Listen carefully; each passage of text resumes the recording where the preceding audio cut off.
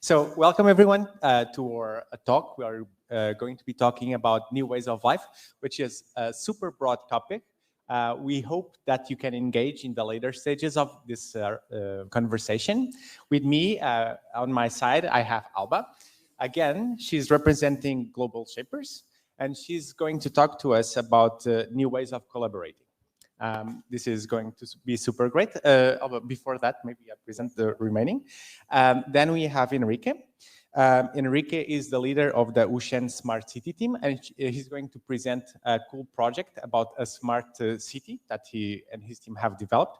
And then we have Fernando, that is representing Grow Up Esports, and he's going to talk to us about gaming and metaverse. I think all of these topics are a great contribute to our conversation about new ways of life. They're very specific topics, and so keep in mind that this is something that we can grow and tackle any point that you might have, and so this is a great opportunity. So maybe we start with you, Alba, and with your presentation.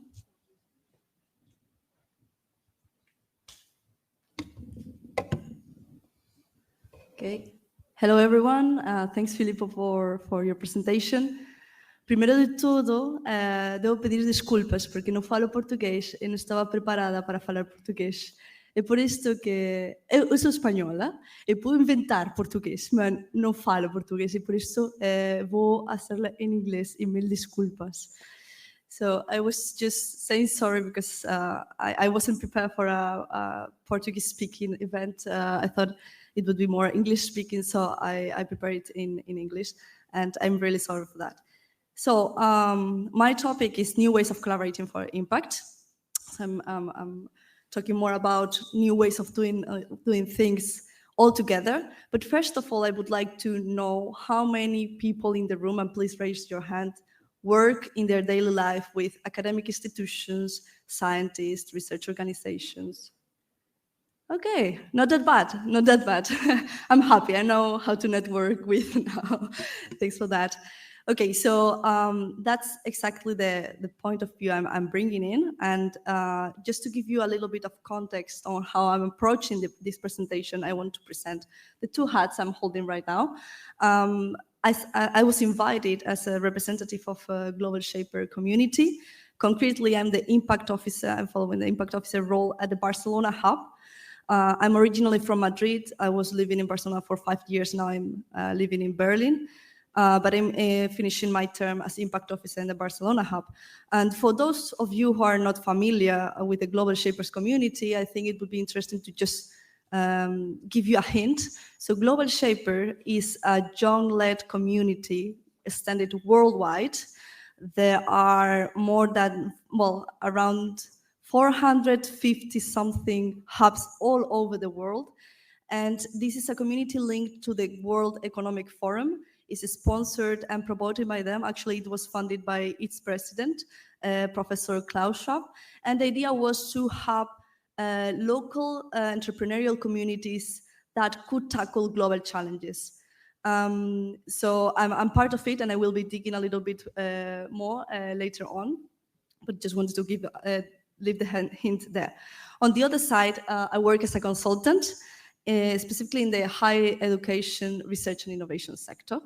I do so by working with the people doing the strategy. So that means funding organizations mainly, could be universities, but also regional bodies and foundations. Okay. I say this because my mission here today is the same mission I do in my daily work, which is when I work with decision makers, I try to help them think differently about the decisions that they are trying to do, and hopefully better. In that case, I use specifically data analysis and from the specific issues that they have in mind, but also bringing qualitative expertise into the table. And today, what I'm going to try to do is to bring 3 insights of trends I've seen are more and more recurrent. And through these insights, exemplified by 3 experiences, I'm going to try to steer a little bit thinking differently about your own activities, and especially talking about the young entrepreneur-to-be people.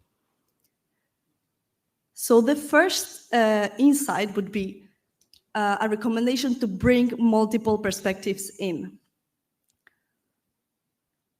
And to exemplify this insight and why it is valuable, I'm going to go back again to the Global Shaper community. As I said, the interesting point about this community is that it brings together talent, organized in hubs locally, but they are interconnected, so they can help each other. But when they are thinking, and when they were thinking first about this idea, and here you can see the whole, all the dots that you can see there are all the hubs, so it is really representing all the continents. The interesting thing is when they think about entrepreneurial mindset, they do not only bring business people, but they think about anyone that can shape and can do things differently in their environment.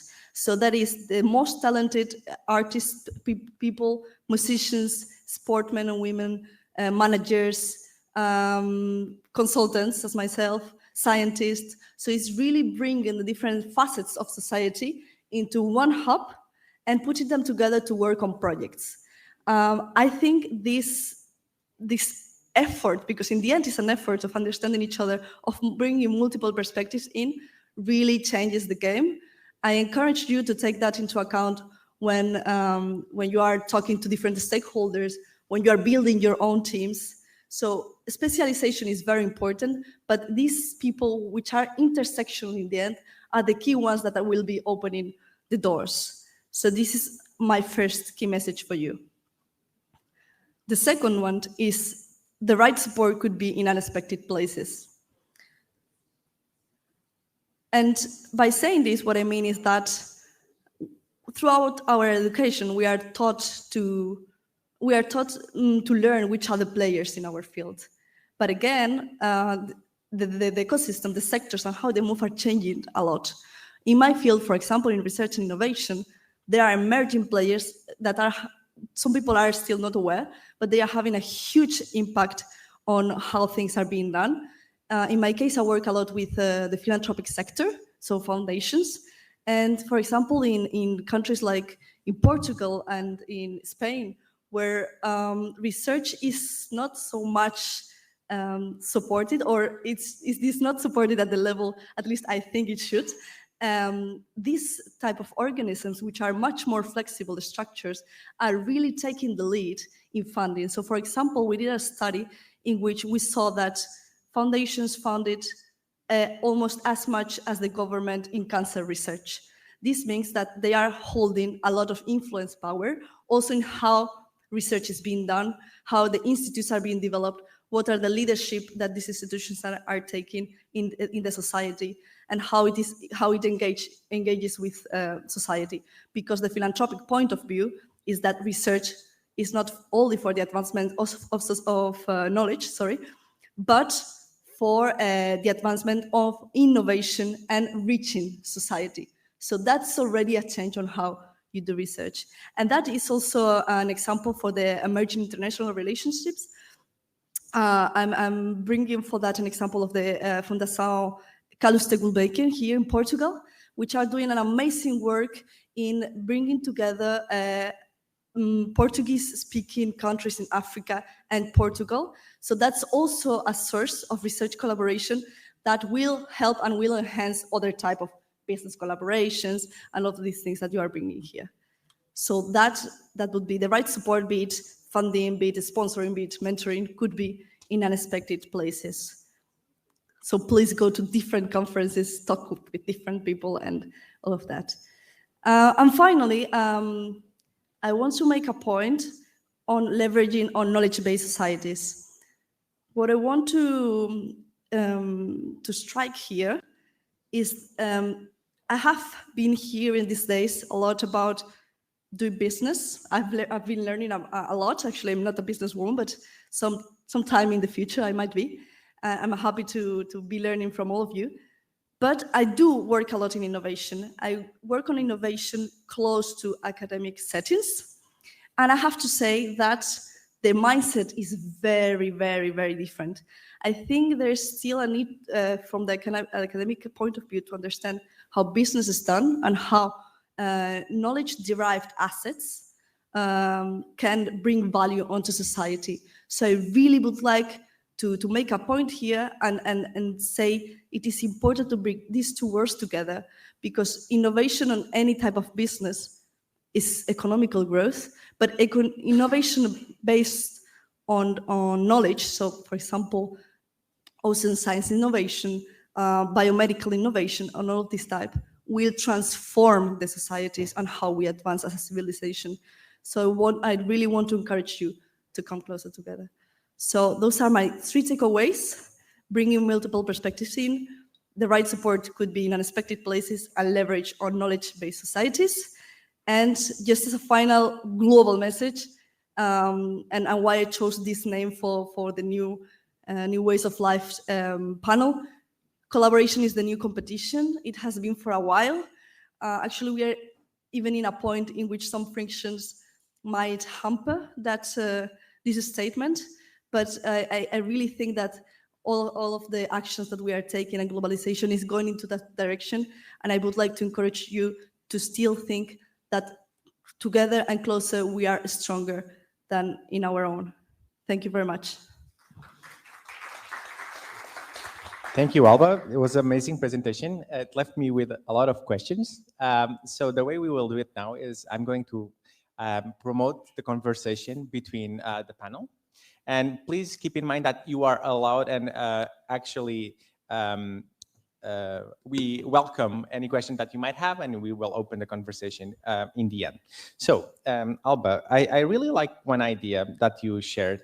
I'll try to start with the micro perspective and maybe things that we have in all of our businesses, which is no one that has a company does any innovation or any product without looking at the customer, right? So we develop services or products to sell to someone, and this is very obvious. However, in research, there's sometimes a disconnect between what's being researched and the possible impact that it might have. So I really liked your idea about innovation being more than just researchers and then including everyone. So my first question would be, what do you think are the bottlenecks or the blockages that make it so that this is not a broad thing that happens everywhere? Okay, this is very key topic at the moment, especially when the European Union is trying to push innovation as a whole. There has been a European Innovation Council set recently, and they are having a lot of hardship. And the main bottleneck is talking different languages. So first of all, the communities are separated. The way they think about the end result is different. Researchers have always in mind the advancement of knowledge, not necessarily that it will be transferred to society. There are small communities who also consider this into account, but it's not well extended. And this is important. There has been a shift of mindset, and there are a lot of institutions that are setting now technology transfer offices. The foundations that I mentioned are helping to make a cultural change, but still there has not been new actors incoming. For example, some actors that are catching an eye on that are venture capital. So venture capital knows what ideas are born, and they are trying to understand better what gaps to come closer. But there's still a lot of effort. So language and being isolated communities, different mindsets would be the main bottlenecks. Yeah, this is really interesting. Enrique and Fernando, do you have any questions that you would like to pose to Alba? Yes. Don't feel pressure. It's fine. We can. Okay, so the idea is that we do all the presentations and then we'll open both discussion. So this is great. So the way I think that this relates really well to the panel is that obviously it's this research and this knowledge and this innovation that will actually change the ways we live. So hopefully that takes into account past experiences, what we are doing today that will shape new ways of life. I think that also this topic is really interesting because it really connects to what Enrique is going to share, because innovation will also shape where we live. Enrique, so would you like to do your presentation? Thank you.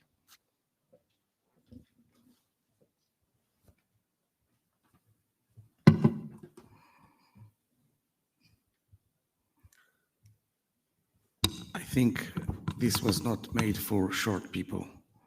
Can you all see me? Short people are endangered species. No, please love us because we are endangered. I'll be on this side so you can see me. So my name is Enrique Betancourt. I'm from Mozambique. I'm here to present a project, innovation on smart cities or urban design. I'm not an architect.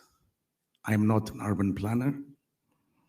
I'm a business developer. I'm actually a financial advisor and leading a team of young people developing a new concept of living in Mozambique. And if you allow me, I'm going to share some experience. And like my colleague just mentioned, it's all about knowledge sharing. It's all about collaboration. And it's also about leveraging existing information. We are living in a knowledge society with so much information available that we can leverage that information and improve the way we live. Today, we are about 60% of the people are living in the cities. The UN expects that by 2050, 70% of people will be living in cities. 2.5 billion people will be living in cities. As you can imagine, that needs a new way of thinking because otherwise we have chaos, correct? I'm looking at situations like in Mozambique or in Africa, where we already see the exodus, people coming from the rural areas to the cities, because the cities is where the economic opportunities exist, is where the new ways of living exist. But that is exerting a lot of pressure in the cities.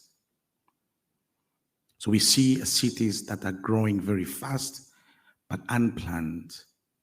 Cities without the proper infrastructure, without sewage systems, without quality electricity, without proper mobility systems. And what we see is unorganized development, urban development. What we're looking at, and at the same time, we see the outcry of young people about lack of housing. The housing deficit is very clear. So how do we resolve for that?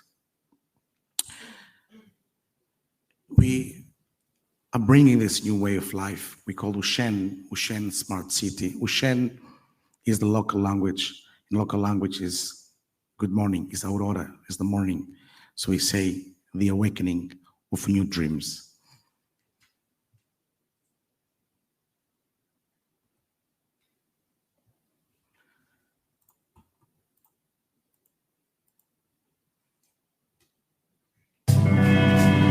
Ushen Smart City, it's actually a city within a city in the capital city of Maputo. Maputo is the capital city of Mozambique, and it's a city located around 20 minutes from the center of the town, along the ring road. It's sitting at 565 hectares of land, and currently being designed already thinking in the future of the cities, the future cities, using the concept of integrated planning, integrated development, urban development. Of course, the idea is that this will be a model of a sustainable development, a sustainable city that will not only resolve for the housing deficit, but also bring a concept that can be replicated in the other parts of the country, if not in Africa, bringing together the new concepts of design urban areas with new solutions, new technologies, but in an inclusive, integrated way.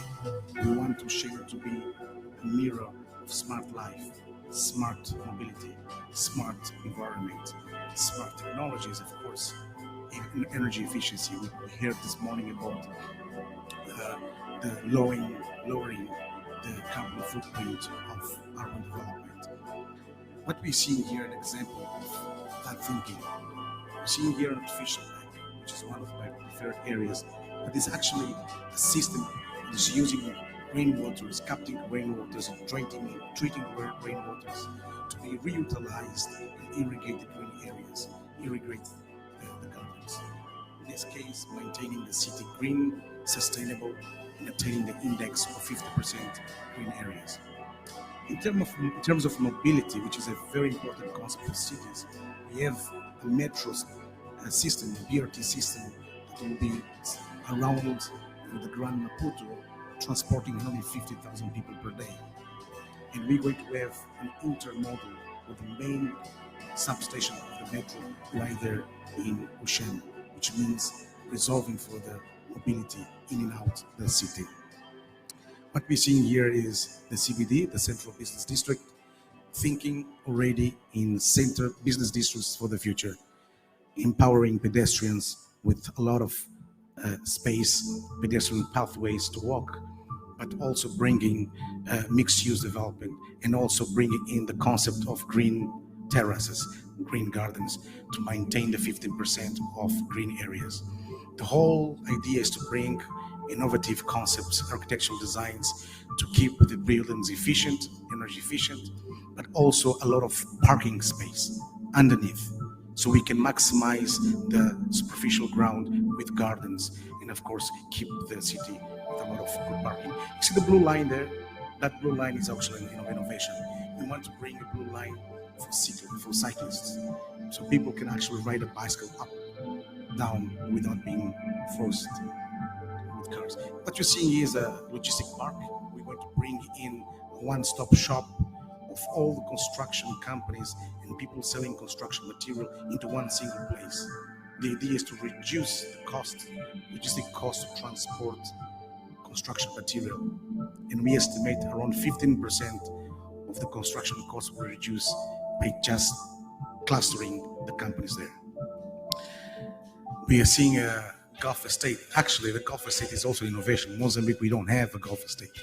This is also a different offering from, I'll say, a more upscale offering. But there's also a dual concept here, is that the Gulf estate also brings in a green buffer. It's like a green lung to the city, maintaining open areas. You know, in the summertime, people can actually enjoy playing. Of course, there is no sustainability without smart use of energy. We want to keep the green terraces and the solar panels, photovoltaic panels, to maximize. What we're seeing as well there is a conventional center to attract international events like this. So FIN Mozambique is going to be at Ocean. This is my actual preferred area. It's called Parque do Lago, the lake park. It's overlooking the artificial lake, but you can actually have a coffee on a restaurant. You can have a sunset. It's more of a mixed use, a recreational zone, but also housing. It's empowering again the citizens. You can ride a bicycle, end of the day, walk with the family, and walk with the family and feeling safe. There's no urban development, there's no new ways of life without safety concerns. We want Ocean to be a safe city. And that safety comes with security, but also maximizing artificial intelligence, cameras that will be monitoring ins and outs. And yes, we need to have the big brother watching to control the ins and outs and reduce the crime. Of course, the other aspect is the cleanliness of the city. We want to have a very good management of waste management, so that the city is actually clean. What you're seeing here is the residential area. We estimate that at least 70,000 people will be living there, which means we need to bring in health infrastructure, sports infrastructure, schools. We're going to have 17 schools in the city from different levels. And that is to bring convenience. A smart city is all about efficiency, but convenience as well. So instead of creating a dorm where people just go and live and sleep, we want these residential areas to include as well social equipment. That's the park Ecológico. It used to be a sand pit. In fact, the sand pit created a big crater, which is an ecological disaster. We want to reclaim that and create a park, which is going to be sitting right on top of the university center and also a sports center, bringing tennis academy, football academy, soccer academy into it. Lastly, innovation. We want to bring into Shen, the Ocean Valley, very similar concept of the Silicon Valley. We want to bring innovation closer to Shen. We want to promote innovation, young people that are in fintechs, clean techs, to be there and create new concepts. In fact, use the city itself as to leapfrog and start actually the business as a proof of concept, which means the city can actually become a captive market for entrepreneurs to test or go through the proof of concept right there in the city. There's nothing we cannot advance in terms of new ways of life without capturing the Internet of Things and building on the data that exists in the city to improve the lives of the city. We want to Shen to be a place of preference to live, work, invest, and play. Thank you. Thank you so much, Enrique. Awesome presentation. A lot of questions as well. My first guess, I would say, is that there's a lot of innovation that go into actually making a project like this. And I actually saw a house that I really liked. So when can we move to Shen? Is it in terms of time? When would you say it's a reality? If all goes well, and what steps would you need, let's say, to make my house that I saw there? So the launch of the city is going to be this year, so 2022, Q3 of 2022. I should say that this is a private project, but supported by the government. In this case, the government is actually providing all the support and actually want to take this project to become a free economic zone status, to promote more investments to flow to Shen. Shen is a big project. It's about $3.3 billion of investment, of course, along an horizon of 10 to 15 years. But yeah, it's going to start this year. Good. And it will take 15 years, did you say? 10 to 15 years? 10 to 15 years, of development, yes. Yeah, that's really great. So again, I'm focusing a bit more on this specific project, and then maybe we'll talk a bit other broader smart cities in our panel discussion, let's say. But how you mentioned that it's integrated within another city. How well integrated is it, or is it going to be? And do you think that that's the future of smart city development, or which is more abrupt and we reserve a certain amount of land to build projects like this, which are awesome?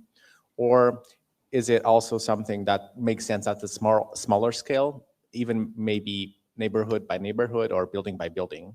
How do you see this being leveraging other types of investment like this? Yeah, indeed. Shen is actually a big city considering the sheer size. 560 hectares is quite a lot. But it's a new trend of big cities creating twin cities or satellite cities to offload the pressure in the main city. So Shen is going to be a new centrality, actually. And the fact that it's positioning strategically up north in terms of geographical location above Maputo, but in the middle of the Grand Maputo, where there's other developments. So the idea is that it's going to be a satellite city, but also the new centrality. So we're trying to attract, for instance, the government to set up the e-government there, but also an administrative city right in Shen, so that all the services for the citizens are actually concentrated as well in Shen. And this is also going to release some pressure in terms of developing government infrastructure in the main city.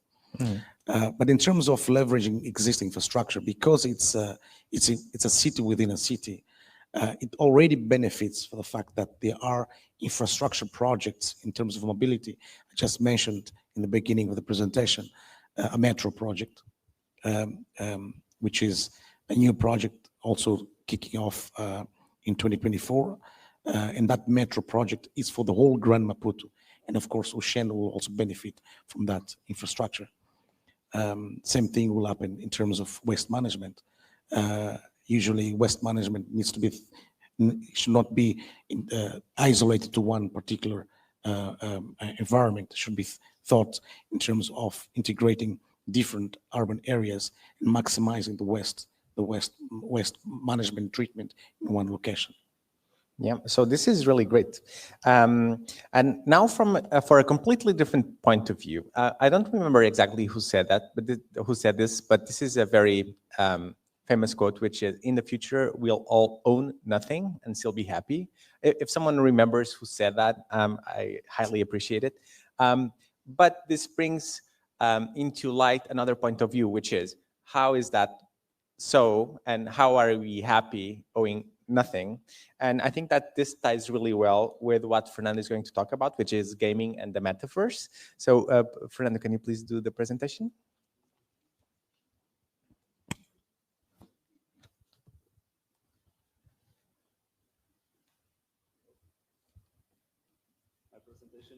My presentation is a bit flashy. Moving Carolina was telling me that her sons would love my presentation because there's so much moving stuff, and all the kids love the effects. So I'll be speaking a little bit about the gaming culture and the rise of the gaming culture, how it's coming to our everyday life, and then how that is translating into the path towards a metaverse. Who here are gamers or have played any games? Can we have an idea? Okay, more or less half of the audience, not bad at all. How about children? Who has children that plays video games almost every day, I guess? Okay, the other half, almost. That's a lot. So gaming is in fact taking over our lives, and even people who didn't raise their hands because they are not involved in any sorts of games, there are actually a lot of gaming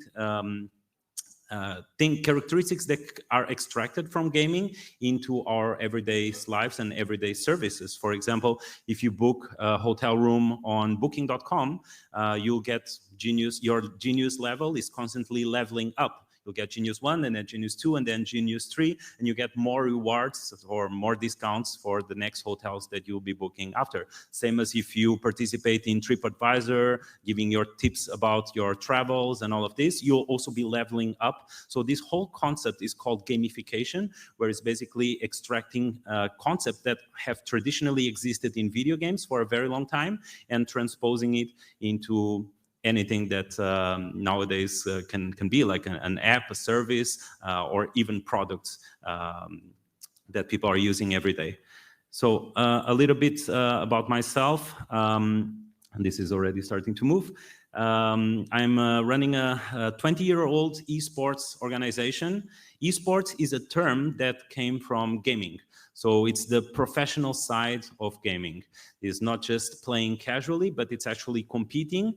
A curious fact, last year we had one of the most prominent esports tournaments that happened, had over $40 million of prize.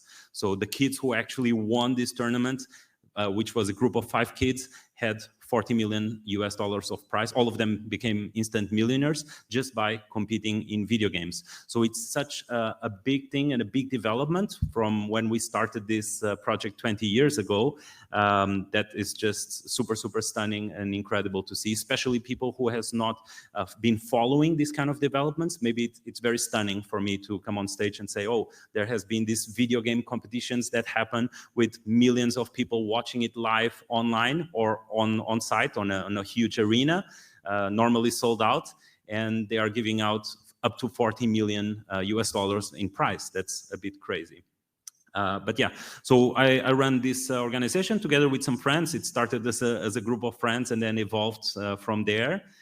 And we use it for social inclusion projects where we have a center, like some kind of arena, a gaming arena, which acts as a center to bring the youth from the Sintra area, in this case, where we are operating, to go there. Many of these kids don't even have computer and access to computer at home, let alone a computer that can play video games decently.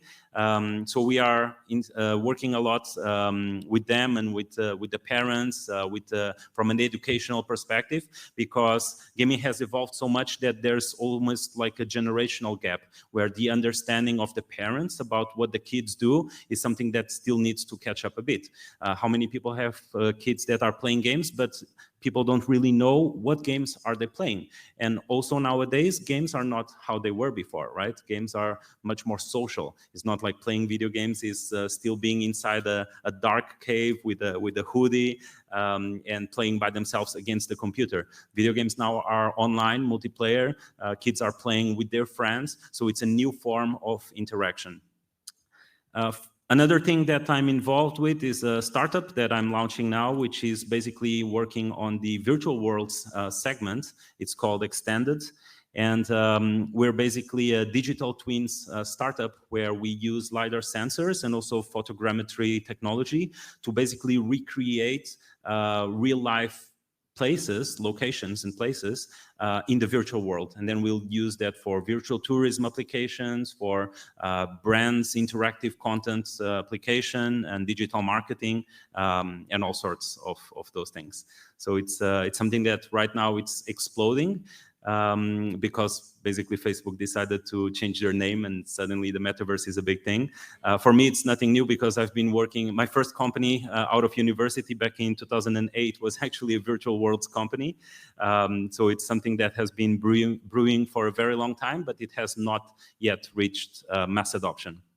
And just another thing, I'm also involved in AJEPS, of course, who put this wonderful event together for us. So let's talking a little bit about gaming, and I was also very impressed that at least most of the audience here either played some games on PC, on console, or even on their phones. But if they don't, then they at least have sons or children that will be playing video games. Games definitely have evolved a lot. As I was saying, it's no longer an antisocial activity, but actually is something that kids, especially kids, but also grown-ups, but that kids do every day, practically every day. If you give a kid to choose what kind of gift do they want to get for Christmas or for their birthday, they are very likely to say that they want a virtual gift, not just something like a football or some kind of present, but most of them maybe will ask you for Fortnite V-Bucks, which is the virtual currency inside the Fortnite game. So Fortnite has become so popular that some schools had to block the Fortnite ports because the Wi-Fi was being taken down due to so many kids playing Fortnite nonstop. So that's a very big phenomenon that we'll talk a little bit more ahead. But yes, gaming has definitely evolved a lot from just playing antisocially by themselves to playing with the computer to now playing in huge tournaments and arenas all around the world. And it's something that is totally global because it also helps to break down any sorts of barriers. Like if we're playing a game online, we're not really looking into the other person's gender, the other person's race, the other person's socioeconomic class. Nothing of that matters when we play games with people. And the interesting fact is maybe we can start playing online and then eventually we end up meeting up and creating this diverse group of people that had this common interest, which was gaming, but it brought them together to do other things afterwards. So not only that, video games are very often at the forefront of computer technology. So companies like NVIDIA, AMD that develops chips are constantly pushing the limits of what they're doing, what the technology is capable of, because video games is such a huge industry, now much larger than the cinema and the music industry combined. So it's just something that is constantly exploding and pushing the limits of technology forwards. As I was saying, Fortnite was one of the first cases that really became a cultural phenomenon. Some people that might not know Fortnite would not immediately identify how broad this has become. But it's very usual for example, football players that score a goal, and then after they score a goal, the way that they celebrate is doing some Fortnite dance, because Fortnite, the players inside Fortnite have a lot of animations that they can actually purchase using the V-Bucks that I was mentioning earlier. So it's one of the things that it's translating into our culture. Not only that, but Fortnite popularized the concept of virtual concerts, where it's not just a concert where you would see online with a webcam filming the artist playing some instrument, but it's actually a whole experience where each person can participate in this concert via their own avatar. You can have a whole experience where it's not just the 3D musician playing playing in the virtual world in the 3D environment, but also he could be, for example, a huge figure. The people could be flying all around. So it's more like an interactive 3D experience that you could not get something like that in the real world. So Fortnite has been doing this very well, collaborating with major franchises like Star Wars, Avengers, John Wick, Ghostbusters. So all of these franchises are basically recreating something inside Fortnite. So I think that the popularization of this, I think when Fortnite launched in the beginning, they were doing something around $200 million of revenue per month. So that was very, very high for a video game, and it just shows the massification that came from that. It's also cross-platform, so that's really good, because video games traditionally has always been very platform-centric. So if I play on my computer and my friend plays on PlayStation, I cannot play my game with him. But Fortnite changed this by launching a universal game where if I can play in my computer, someone plays on their PlayStation, and someone plays on their phone, we can actually all play Fortnite in the same team and compete, even though maybe in the computer is easier than the remote, and in turn easier than playing on the mobile phone, but we can gather together as a group of friends and play the same game together. So that's something very, very innovative that more and more games are catching up to. So not only the viewership online for these types of gaming events are huge, but also the market is huge as well. So we are almost approaching 400 billion. It's estimated that we will be approaching almost 400 billion US dollars as an industry by 2025. This is growing. I think that it will probably exceed these expectations due to the exponential growth that gaming has been having over these past years. That this will probably be cross over the 400 billion.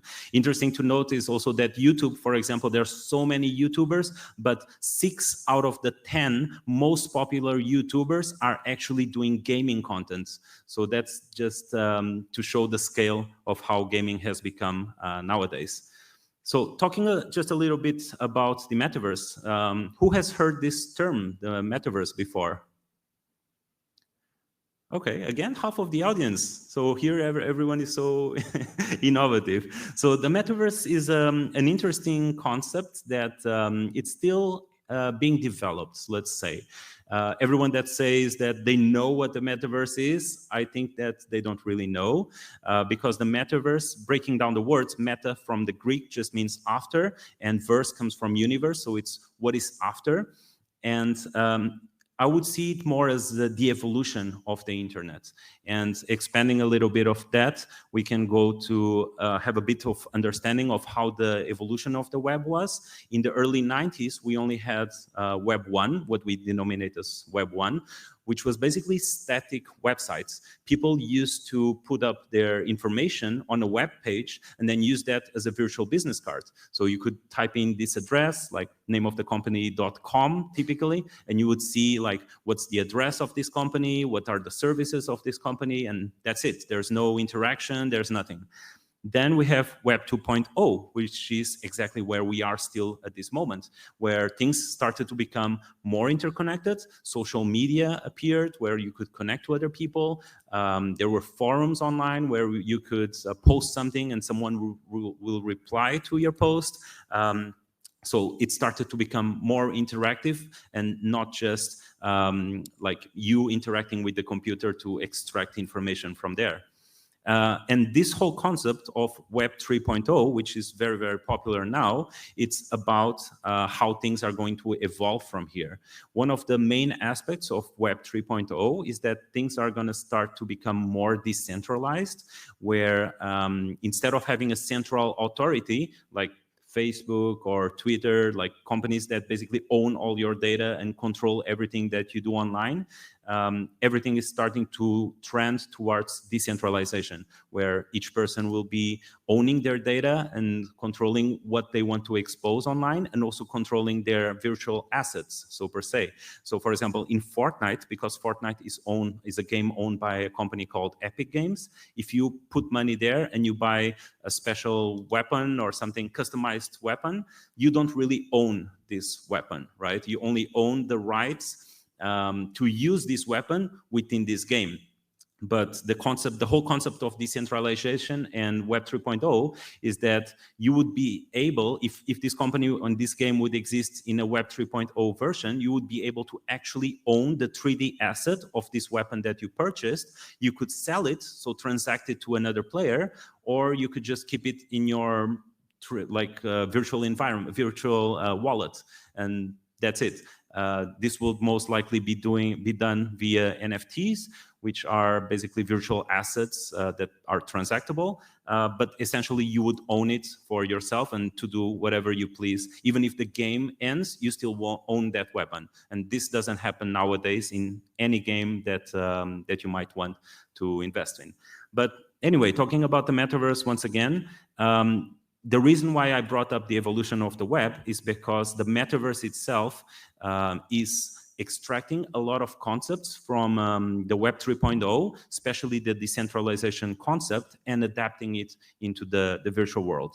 Because in the past, there has definitely been a lot of platforms, some very well known, like Second Life, that have basically been some sort of metaverse, so per se, because overally speaking, the concept of what should the metaverse be is actually just a persistent 3D world, which is kind of like what video games have always been in the past. So Second Life was the first one that actually managed to capture a huge audience, but then again, all these platforms that exist here ended up not being very successful. Even though Second Life, for example, was launched in 2005, if I'm not mistaken, or 2003 or 2005, even to this day, the platform is almost dead. There are not that many users there, but you could already do a lot. And I would say that it was the first platform that really gave a glimpse of what the virtual world could actually be. So people buying virtual land, buying virtual assets and all of that,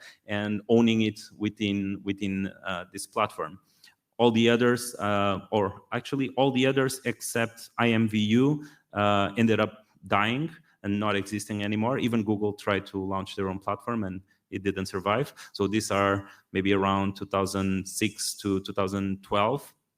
And now there are so many more projects showing up, like the Sandbox, which is actually a decentralized version of Minecraft. Horizon Worlds is the platform being launched by Facebook as well. VR Chat, which is basically a virtual world where you use VR glasses to be a part of, Decentraland, and Roblox. Maybe these names could be very strange to most of you, but if you ask your kids, they are most likely involved in one of these worlds. So it's something that definitely the young generation is catching up faster because they grew up digital and they have a different understanding of what digital and virtual actually is compared to us that didn't grow up digital. So yes, maybe a bit of a scary statistic is that digital is taking over our lives.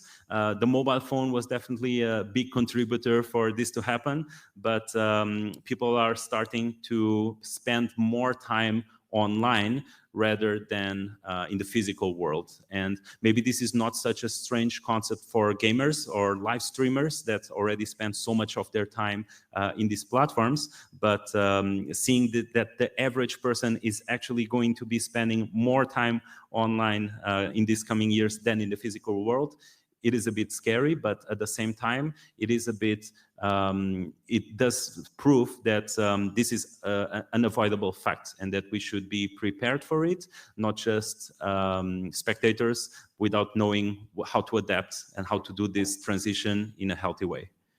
That's about it. Thank you.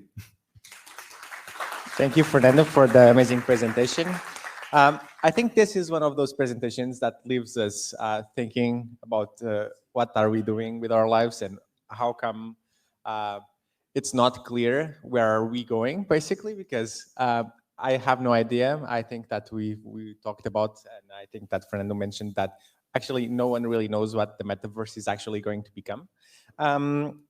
I have many questions. I would just maybe try to adapt the concept a little bit for more business people, which is, could you talk about a bit more about the metaverse landscape and how do we invest in it? So what are the opportunities for business, let's say, in this space?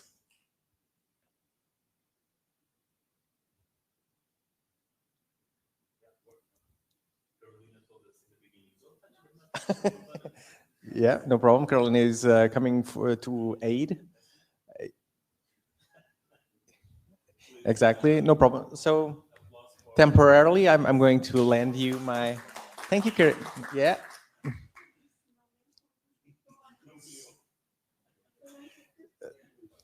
There's some shaming and. No, working now.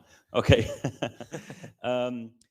So the metaverse is full of opportunities, right? You asked specifically for businesses. Or because I would say that not just businesses can take an advantage of this, but also people who are wanting to diversify what they are doing into the metaverse. So per se, the metaverse is just one more layer of our existing world, right?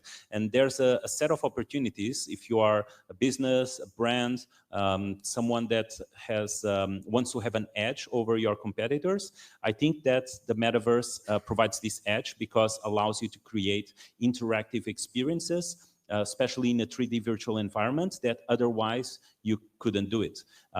If you have something that you want to show, for example, you are a real estate agent, you have properties that you want to showcase, you could recreate all of that in highly detailed quality 3D, insert it in a virtual world and let people go there and explore it and engage with it so they get to know the space. This would be a way, for example, for a real estate agency to promote their properties. If you are, like I was saying, musicians who are doing virtual concerts, it's a way of reaching new audiences. Any company, any brand can basically recreate or transpose whatever they are doing and using this kind of 3D environments to basically promote their brands. Like if you are a clothing company, you can recreate your clothes in 3 dimensions so that everyone that is in these games, these 3D environments, has their own little avatar, right? So if I could purchase like an Adidas hoodie or some special shoes or something like that exist in real life, maybe I would be more compelled to even purchasing that same exact pair of shoes in real life. So it's a bit of between this bridge that there's so much opportunities for brands and for companies to explore in what can be created. Yeah, so that's really interesting. So in concrete, would you advise Enrique to put his Ocean project in the metaverse? Most definitely, because like you were saying, you liked one of those houses that he showed, and right now we could only see what he showed on the video, right? But what if this whole Ocean project was available online? Each one of us could just pull up our phones and navigate through it. Like have our little avatar walking to the streets, actually looking at how it's built, how the infrastructure is. There's a much more compelling way to showcase what you have rather than just showing it in a video. Yeah, so this is really awesome. My question is still, and I'm asking these questions to try to then ease the questions from the public, which is, when we started with the internet, it might not have been so obvious that we all would need a website at some point in time. And I think that's the same with metaverse. But in reality, I think it was simpler back then because you would ask someone to build you a site. and then you could optimize for different browsers, but you have the internet, right? So it was searchable. In the metaverse, I see many platforms, right? So how can Enrique choose or between the platforms? Does he build it in Roblox or? Yes, you are totally right. So right now, that's why I was saying that the metaverse itself is a concept that is still being developed, because in the metaverse basically represents what the future of the internet is. Right now, if we access a website, we could be accessing the same website together, and each one of us looking at it on our phones. But I wouldn't know that you are visiting the same website, and I would not have any way to communicate with you or with anyone else in the world that would be visiting, absorbing this information from this website. But in a metaverse platform, we would be able to see that, right? Because if there's a 3D representation of the world and you are checking some information, and I will be there as well by your side, and we will be checking the same information, but I could interact with you as well. So there's this whole layer of interaction that doesn't exist right now. But the metaverse, for sure, the path is going to be interoperable between all the platforms, which does not happen right now. Basically, we are still in very early days where each person is building their project. Their project is not really compatible with the others, but that's because it's still very early. Right now, what people who are building metaverse-related platforms, they're just doing it independently as it's kind of like a game, I would say.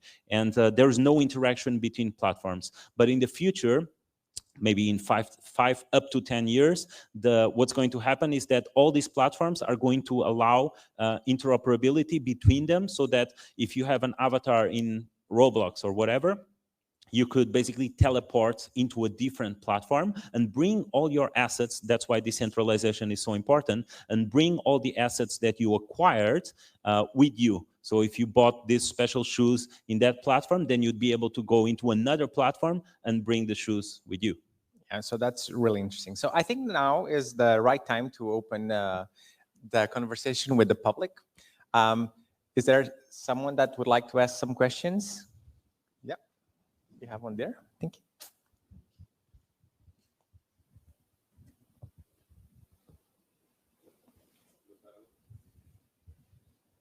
Alô, boa tarde, Álvaro Santos. Eu sou um fã dos metaversos. Portanto, eu gostaria de dar aqui uma contribuição. Fez uma pergunta relacionada de como é que se pode fazer negócio em metaversos. A base do metaverso é essencialmente o aumento da velocidade de acesso à internet, tem como base isso, e vai permitir uma maior segurança entre os internautas. E como exemplo disso, direi que 2023, 2024, ao contrário do que disse, eu sou apologista de que vai acontecer antes dos 10 anos. Dentro dos 5 anos, o metaverso é uma realidade. O Manchester City ou o Manchester United vai transmitir em metaverso. Isso quer dizer que no estádio do Manchester City, que hoje cabe a 60 mil espectadores, vão assistir o jogo online, onde o virtual e o real não se diferencia. 6 milhões de habitantes, 6 milhões de pessoas. Se 6 milhões pagarem cêntimos da libra, já viu o negócio que isso produz.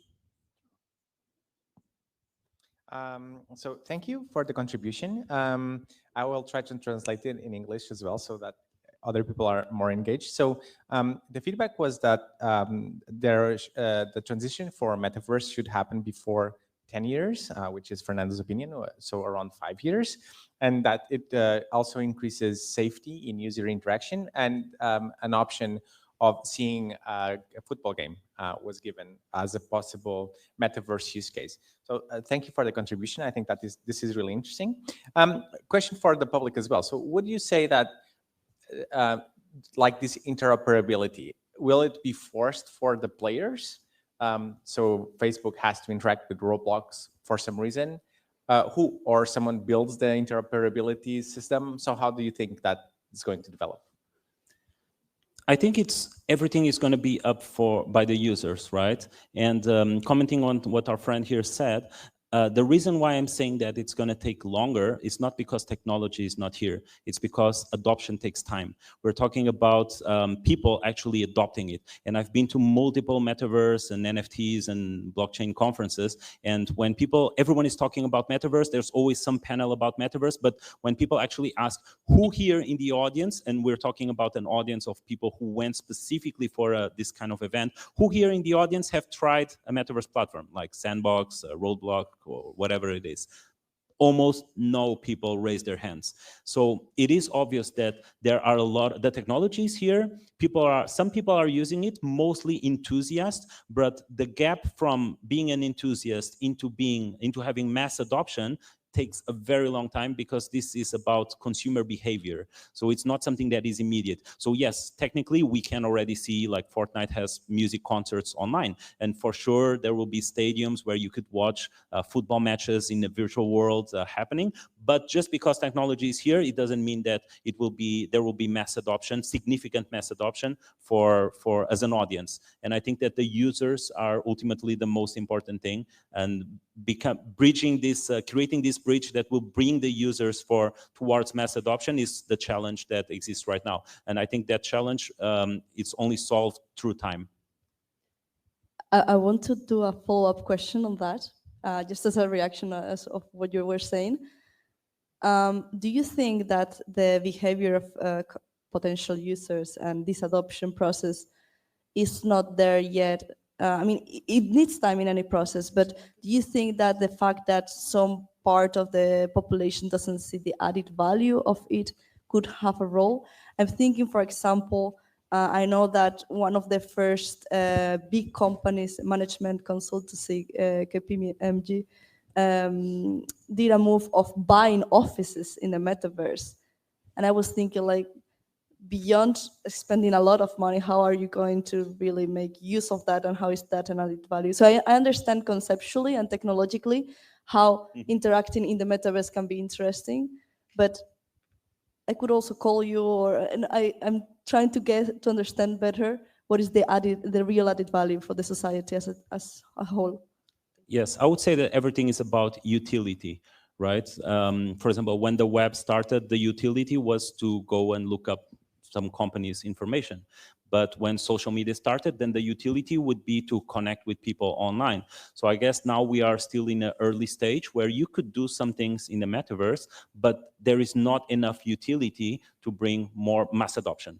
But I think that it's something that will be developed over time, the utility and the tools that you can do. For example, if the COVID pandemic accelerated digitalization, right? Everyone is working remotely and much more proficient in virtual tools, like doing virtual conferences and all of these things that before not so much was happening in that field. But now, because everyone was forced to, digitize themselves, this just accelerated this kind of technology adoption. So I think that if you would be able to meet up with your colleagues in this KPMG virtual office with a virtual representation where everyone could be there, you could have your PowerPoint slides on a board, and you could interact with spatial audio. It's much more compelling than just sitting in front of webcams. So I think it's just a matter of utility. If more utility and more tools towards work like collaboration and all these things are developed, then people are much more likely to adopt it as well. Added note on this, if there's a lot of money being spent, there's another factor, which is the offices are located somewhere in the metaverse. So there's people walking by the offices. So it's like owning real estate in the city center of a very big city, and that adds value for the branding. And I think that's where the big money comes in. And so that's really cool. So to incorporate Enrique's feedback, Enrique, are you convinced? Are you going to put, how are you moving Ushen into the metaverse? I already told him very softly, let's talk, because I want Ushen to be the first city on the metaverse. In fact, I already see the value add on the property side. I just want to second what he said. I mean, the process of buying a property naturally goes through an experience. And if you can experience that while you're at home, you can actually visit the city, enjoy the quality of life of the city. There's more compelling reasons to go into metaverse because you can attract buyers who are not physically or around the city, can be people in the other part of the world, can actually visit the city and make a decision to buy. And I've seen models, actually. I had the opportunity to participate on the FIN Brazil a few months ago. And there was actually there's actually a startup already using that the technology to support developers, property developers, to redesign and improve the efficiency of cities. So how will the different sensors in the city will communicate? So intelligent communication. You will see that a street light is not just a street light. It's a street light that actually has data that when the light dims when it's necessary. There's a sensor which indicates what time the water should flow to the fields and irrigate. So all that can be modeled in the metaverse and improved in the real life. So I already see value added in the technology. Yeah, so it improves the sales cycle. It probably decreases the difference between what you expect the home to be if you buy it in plant to what it actually is. So I think that's cool as well. And what you are talking about is actually you can use that as almost like a simulator that you would use for engineering purposes. But because everything would be integrated, you could probably detect some problems before they happen and before you build it. Yes, that's amazing. Yeah. Guys, don't forget that you are ultra welcome to join the conversation. Just raise your hand and I'll ask for the mic for you. Yeah, we have someone here. Yeah, go. Hi, Carlos from the Portugal Hong Kong Chamber of Commerce and Industry. Again, about the metaverse. Of course, this is the topic everyone is talking about nowadays. And I keep seeing some headlines. I don't have any knowledge about new technologies and the metaverse, NFTs, but I keep seeing headlines about someone bought a plot of land, like you were saying, in the metaverse, or sold for a huge amount of money. My question in here is, what can we do now for the normal people, for the general public? What can we do in the metaverse? Can I access it? Can I do something in there, or will it be in the future like you told before? Thank you. Yeah, I guess that you could already do a lot of things, but like I was saying, the metaverse itself is a constantly evolving concept. But right now there are some platforms that already allow you to do a lot of things. You could buy virtual lands, you could build something on the property that you bought. You could, if you are a brand, you could create experiences there for your consumers. Your clients can access it from anywhere. I guess the main point here is, why would companies would want to go into the metaverse, right? But this ties back into gaming. Why would companies would want to support, sponsor, and have any involvement with gaming at all? This is because kids are there, right? So kids, and let's say kids, I would consider myself also a kid in this case, I guess.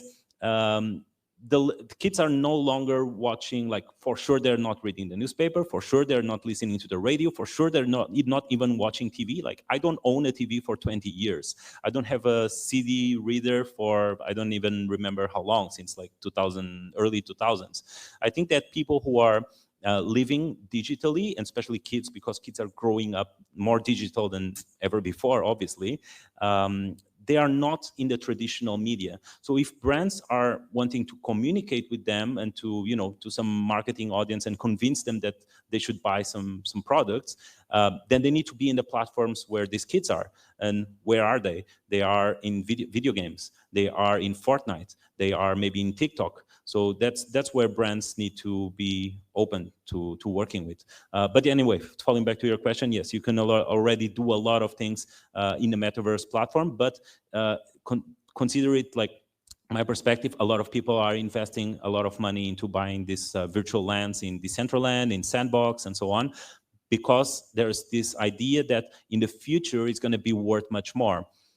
My perspective is that it might not, because even though if it's a short to medium term, yes. If it's a very long term, probably no, because these platforms are being created as games, and all the games have life cycles. We are not right now today. We're not playing the same game from 10 years ago, and obviously not from 20 years ago. So there are new technologies evolving. New games are coming out. New offers, new challengers to becoming the number one. So I don't think that the existing platforms will have an unlimited lifetime over there. Maybe there are few exceptions, like maybe Minecraft, World of Warcraft, League of Legends, some games that could be having a larger cycle, but these are like one or two in thousands, right? So it's hard to see how these platforms are going to survive that long, and people who are acquiring land there, is it going to be worth much more in 10 years? I'm not sure. Yeah, so this is really cool. I would like to ask a question just so that we have a sense of the public, which is, who would be willing to pay for some Nike shoes for you to have on Facebook, like somewhere, like to be able to send an emoji with some Nike shoes or something in a message? And would anyone pay? Let's say you would pay. We have a client.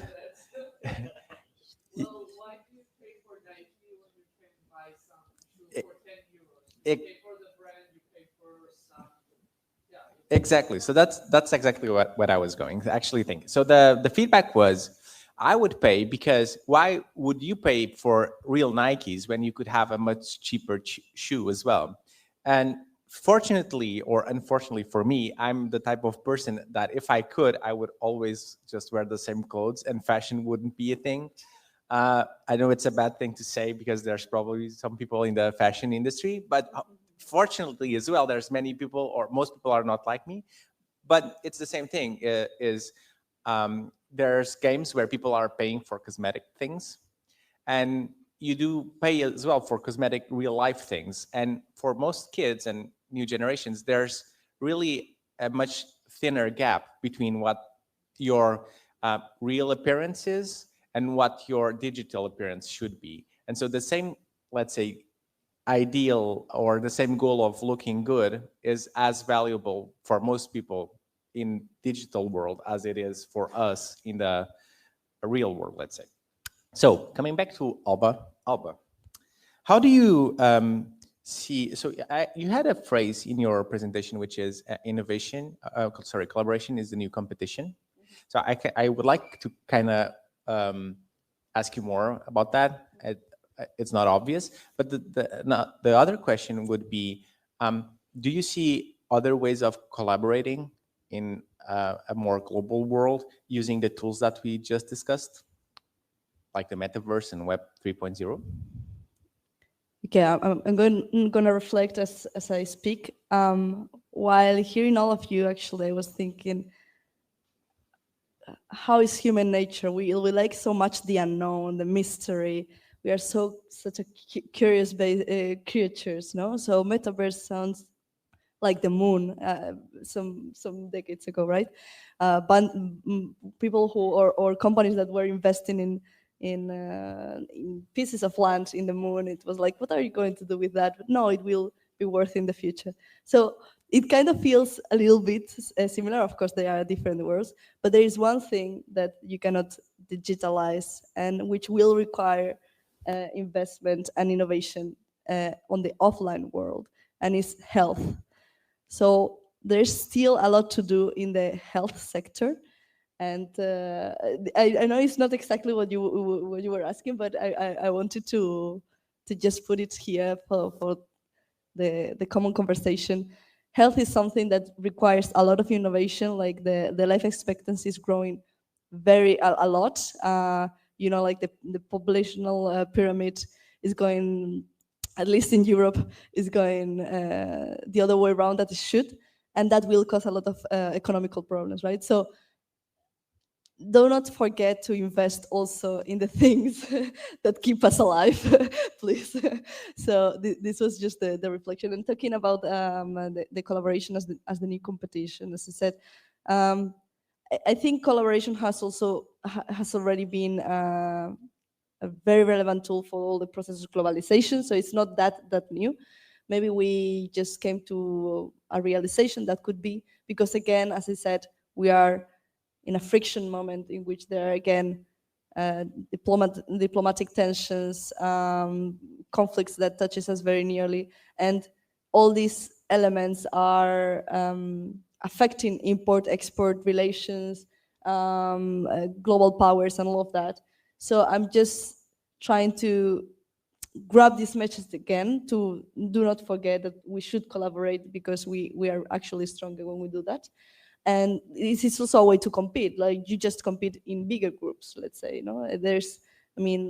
Humankind organizes themselves by surviving, and there's always competition that's inevitable, and I think that makes us better.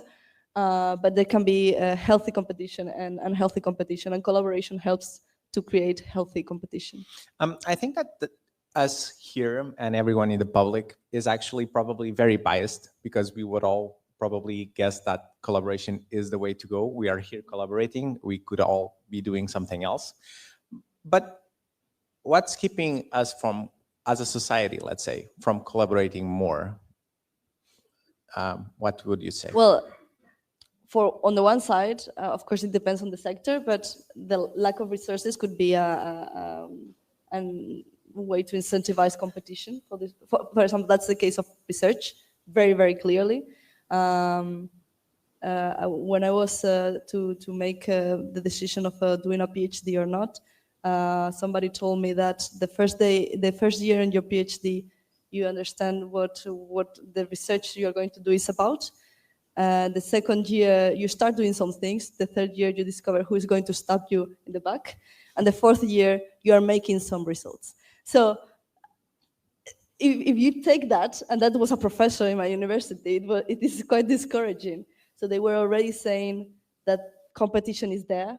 My first day also of the career was like, you're not going anywhere if you are not the top of the top of the top. So lack of resources, a lot of high-level educated society, so it's difficult to stand out, and a more and more specialized society that requires to be distinguished in how your expertise is going to add value to the world. Yeah, so I think that a key point would be aligning the benefits or promoting some sort of benefit for the people that actually generate value in the research field as well. I was a researcher as well, and during my PhD, there was no backstabbing. I didn't finish my PhD, but probably I missed that part. I was not stabbed enough. But my question would be, or the idea would be, if I'm a researcher and I have a comfortable position, why would I, let's say, put myself in additional stress with competition to generate innovation when I'm not promoting by generating innovation? And I think that's changing a bit, because you also talked about like venture capitals and the startup world, where there's actually value being generated from that innovation. And I think that's a way to go forward. But again, just highlighting that the values should align better with who promotes more and who generates more value. I also like the fact that you mentioned health. And I'll tie again with the remaining speakers. Two things. One is that actually gaming and the metaverse are an inclusion factor, apart from gender and social status. They also promote the integration of people that cannot leave the house for some reason, for some health reasons. They are very liberating for people that have health problems. And so that's a bonus. However, I want to focus on the downside. Because I think that we all notice as societies, because we stayed at home probably for too long, and there's downsides for this digitalization of our own lives. So my question would be, how do you see, Fernando, the equilibrium of digital and physical? Is there any trend that you would say that graph is going to stop? So are we going to continue going digitally a bit more? Are we going to have to prepare here as the health people? Should we prepare our business plans to increase levels of anxiety and depression in the following years? Or do you think that there's also a solution from the digital side that's going to that is definitely a complicated question to answer in the point where, yes, we are trending towards spending more time online, but there's really no proper solution for that, right? But for example, one of the things that really accelerated our media consumption and our presence, our online presence, was cell phones. And one of the things that many people might not notice is that we are all the time looking at our phones like this, in this posture, with our neck always looking down, and that's very, very bad. Like everyone that has a phone, which means everyone should definitely do exercises with their neck, like looking up, so that you can relax this part of the neck. And if you are working with your phone, instead of looking down, be mindful that you should actually hold your phone in front of you so that you don't have to do this posture. The same comes to spending time on a computer. You need to have the proper 30 centimeters distance from the screen, your proper posture, make sure that your wrists, you're not going to have problems with your wrists due to the keyboard and the mouse. So for sure, there are a lot of concerns that health concerns that come with using technology, but technology is not going to stop. So it is up to us, people, to promote the healthy use, or how can we be healthy and balanced in using technology, because technology is not going to stop evolving just because there will be health concerns. There have been health concerns all the time since GSM networks were causing cancer. When people were spending too much time on the phone, their ears will start having cancer. You know, there's a lot of problems with technology evolution. Even now with 5G, people thought that there's a risk of the 5G band affecting our health. So technology, we can still see 5G everywhere, right? This is not going to stop technology from evolving. So it's up to us, people, to best use the tools and develop mechanisms that can help to prevent any sort of injuries by using the technology as it evolves. But would you say that the companies that are developing the technologies are concerned, or is there a business opportunity for us to start preparing, extra steps to then help those people that we know are probably going to get more anxious and more? I think there's always some level of concern, but at the same time, like I'm just thinking about this episode when Apple was, there was a problem with the iPhones when it was, I don't know which version of the iPhones, but early days with Steve Jobs. And the iPhones had a problem where when you were holding your phone like this normally, you would lose signal, so the calls would drop. And this was because the positioning of the antenna was being covered by your finger by holding it. And then Apple came up with this lame excuse saying that, oh, you're holding your phone wrong. And then people came out and screenshotted their advertising videos saying, look, even if you're in your advertising videos, people are holding the phone the same way that we are when the signal is dropping. So Apple fixed this by firmware updates, and what they did was they just increased the amount of radiation that the antenna emits, so that the finger holding there would no longer cause the phone call to drop. But what about health implications? Your finger is in the same place, right? Holding the phone normally. And now, instead of having this fixed amount of radiation to connect to the network, you're having double or triple so that the phone call doesn't drop. So there's a problem there. So are companies concerned? Yes, I guess they are generally concerned, but ultimately, what could Apple do? Recall all the iPhones in the whole world and say that we're going to replace them for some new phone architecture? I don't think so, right? So we need to balance, but at the end of the day, it's up to users to define what technology do they want to use, how much do they want to use it. That's really interesting. So, Enrique, going back to you, in your video, we didn't really see people with the phones, and I didn't see any call center or people in their desktops or something. So how do you envision that people will live there? Is Ushen like a vision of people more connected to the real environment? Do you think that, how does the vision of us moving to the metaverse relate to the vision that you have for Ushen? I think, well, there's one aspect which is already part of the design of an intelligent city, is that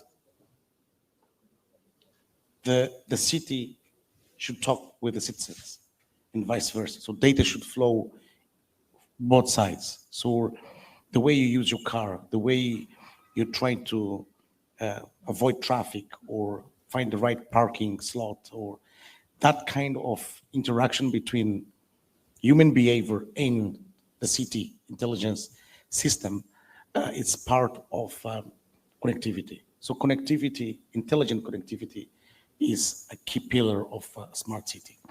It's all about human behavior and at the same time the connectivity aspect. So how do you use metadata or data to improve traffic? How do you use metadata to improve energy efficiency, etc.? And we also like to create a blanket over the city. So if you are in the city, you're connected. If you are connected, means that information is flowing, you can access more information, you can participate in the information flow. In regards to metadata, how that will evolve to metaverse, it's something that I'm still learning as well. Yeah, so this is really interesting. I think that's something that is, tell me if it's obvious, but the smart cities and the way we all perceive what the smart city should be, it probably varies a lot from geography, culture, who wants to live there, right? So I think this is consensual, right? So Ocean is adapted to Maputo, right? And it's done to be there. And it would probably be a tiny bit different if it had to be made in Canada, right? A colder country. But my question is, what do you long as a human? And this is a question for the whole public. Would you prefer to live fully connected, no contact with real world, in completely disconnected reality, meaning closer to the farm animals and something that we still do have a tiny bit here in Portugal, or exactly like you are now? And which way would you tend more? So let's start by asking, would you prefer a village, no internet, or living purely on the digital world? Raise your hand for village. Yeah, so Portuguese people prefer village. I'm seeing maybe a fourth of the public. And so does it mean that everyone else would prefer to live fully digitally? So who wants to live fully digitally? Oh, 2 people. Yeah, that's amazing. So it's not obvious, right? And now differently, we are in the world today. Who would like it to move slightly more to the digital side, and who would like to move it less to the digital, to mean metaverse? Yeah, it's virtual, so more connected and spending more time in virtual settings, either in the computer, phone, or 3D glasses, or more towards the farm animals, let's say, or the nature. So, for example, I'm going to vote. Who wants to be more nature connected? So you said nature and connected. So it's like a hybrid. Oh, You live in a village and you're connected. yeah. But I don't want to receive a phone signal from the trees. I just want to be there. But yeah, and so who wants to be more connected from where we are now and more digitally engaged? Yeah. Yeah, 2 people, 3? Yeah. So this is interesting. And I think the solution is probably going to be something that Enrique alluded a lot about, which is the digital connection becomes seamless. So you're more connected, but you're less aware that you're connected. So it becomes less of a hassle of using technology, and it becomes less of a pain, and you have less problems by using it. So I think that's the challenge, let's say, which is still not clear for the metaverse. And how are we on time? I think we are past our time. Do we still have time to talk? We do. Perfect. So, Alba, coming back to your questions and to the collaboration between entities. So what type of, let's say, structures could be created or should be created for more tech transfer? And if you see that Web 3.0 that Fernando was talking about can help, and if there's some technology there that you think it's more meaningful.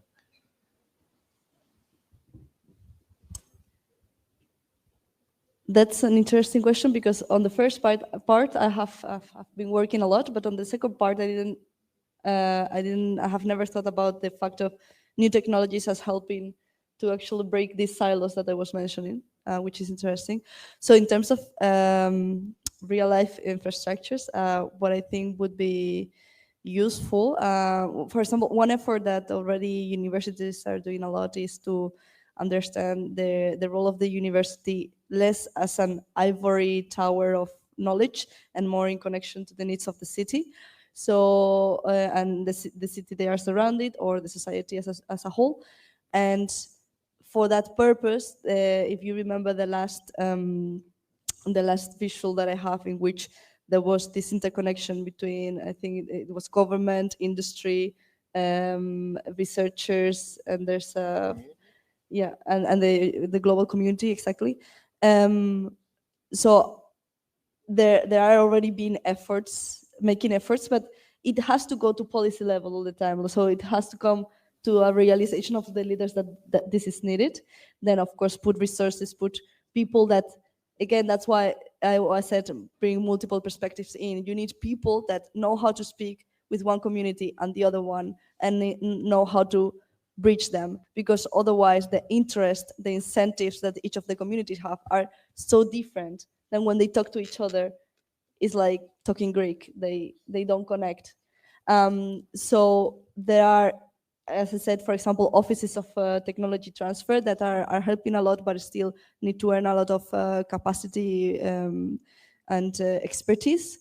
There has to be common spaces. So, for example, I would like to see more hybrid events, but not online, offline, but with inter communities. I think that would be very, very interesting. What other infrastructures could help? I was mentioning this venture capital realization, in which they are trying to talk more with academic institutions. Maybe also some universities are trying to set programs for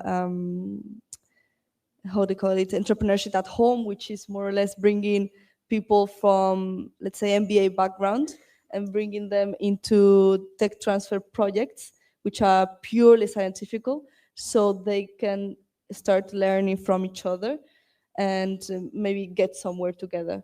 So these are the small steps that are being put together. And who knows, maybe the Web3 and the interconnection could help in that, because maybe you are not attached to what your institution is,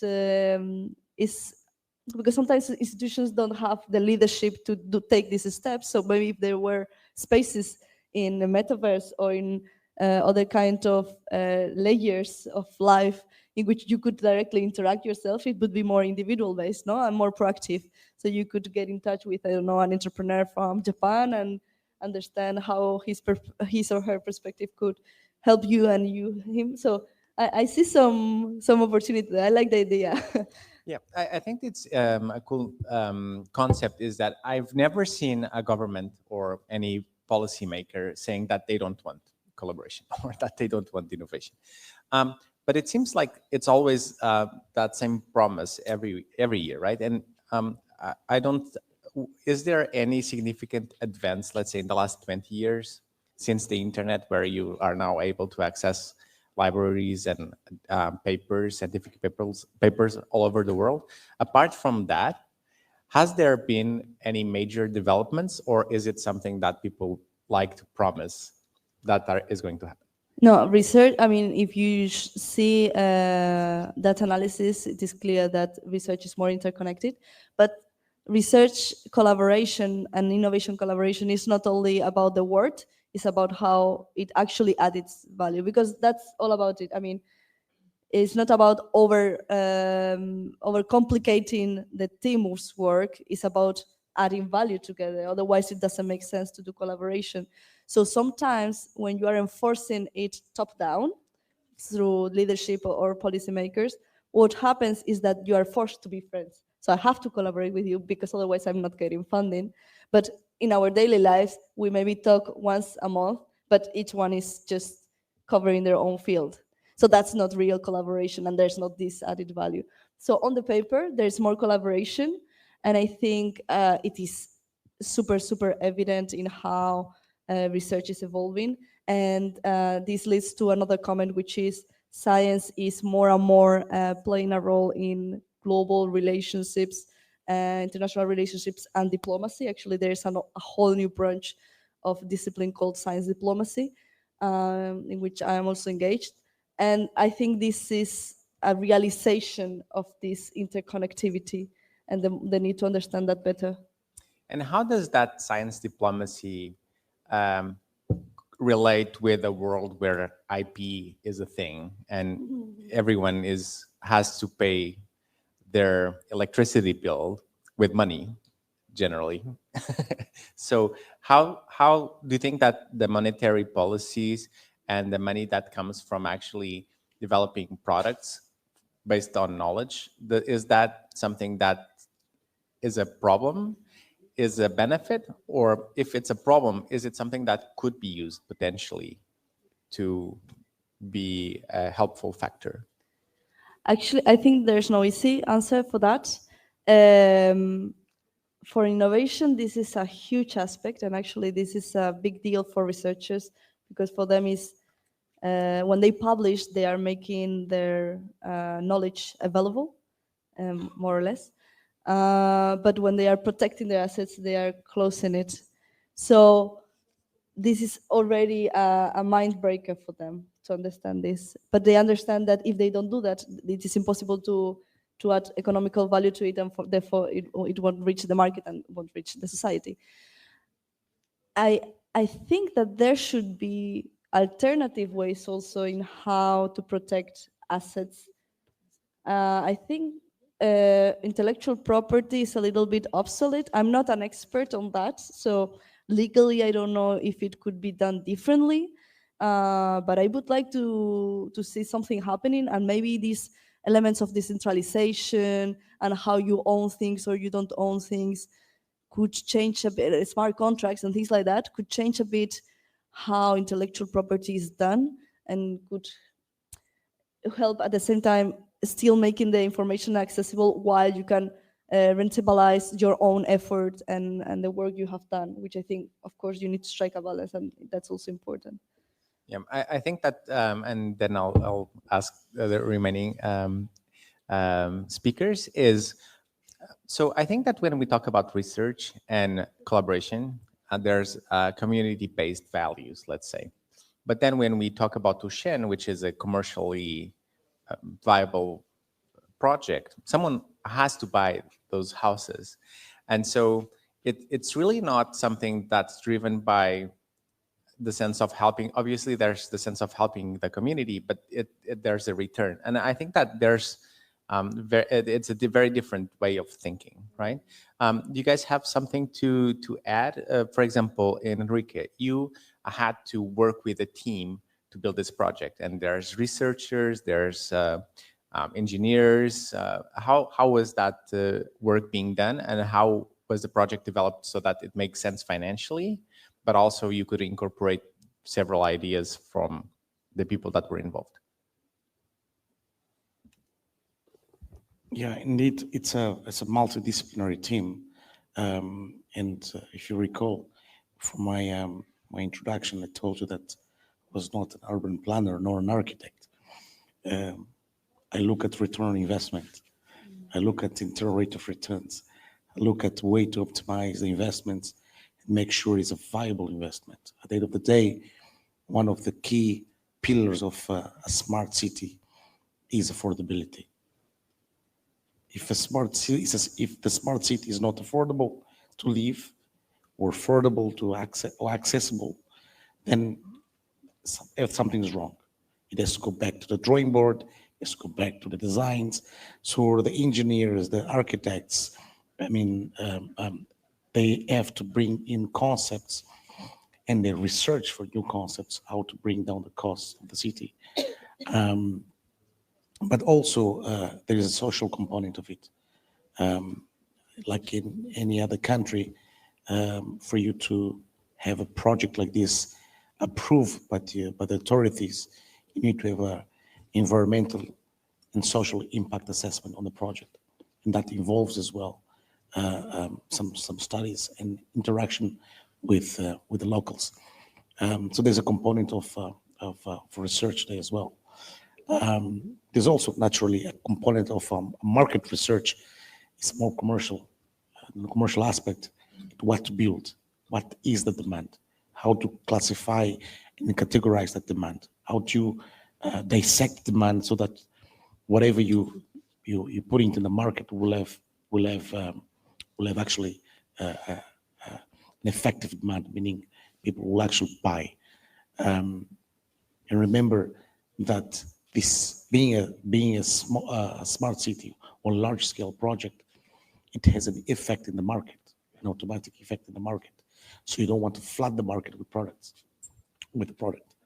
And that's going to be detrimental for the industry.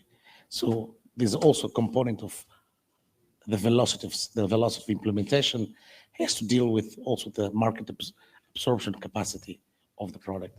So that's why when you ask, is it a 10, 15 years development? Yeah, it's not just the complexity of the design and build, but it's also what the market can absorb and also the financial instruments around it to make sure that the people can actually access the mortgage or the financial instrument to buy the units. Yeah, I think that's really interesting. And I think that another idea that comes from my personal life is that by developing a startup, let's say, of something that has to provide financial return, also changed my mind about the research that I'm willing to do, right? And would you say that there's that broad knowledge about the cost that research has? Oh, so do we have more time or do we don't have more? Perfect.